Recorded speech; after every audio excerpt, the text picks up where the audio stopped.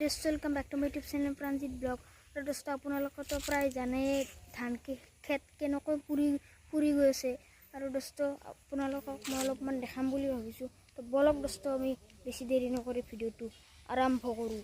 এইফালে দেৱ আছে। দেৱ কি খবৰ? মানে আৰু दोस्तों মই ধান খেতিত আহিলোঁ অলপমান, মানে আপোনালোকক দেখাম বুলি ভাবিছোঁ অলপমান ধান খেতিবিলাক কেনেকৈ পুৰি গুজাই আছে।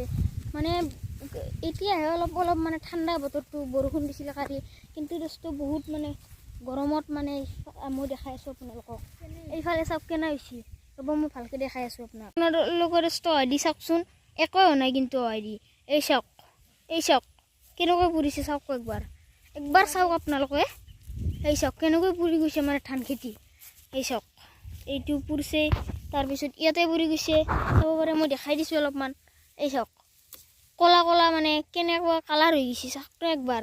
ইয়াতে পুৰিছে তাত পুৰি গৈছে, তাৰপিছত আৰু বহুত পুৰিছে মানে এইটো পুৰিছে।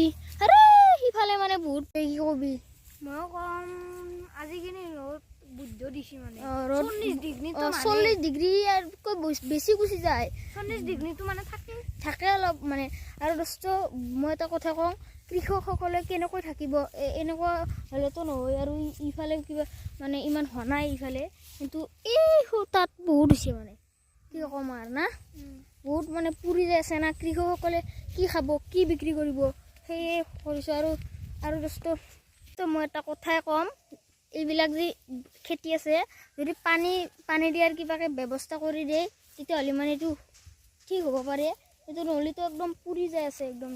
ইফালে মই আৰু একবাৰ দেখাব দিছোঁ লগা হ'লে চাওক না, এইটো পুৰি গৈছে মানে বহুত পুচি ধান খেতি। কি কৰিব আৰু মানুহে, কৃষকসকলৰ কি কৰিব সিহঁতে।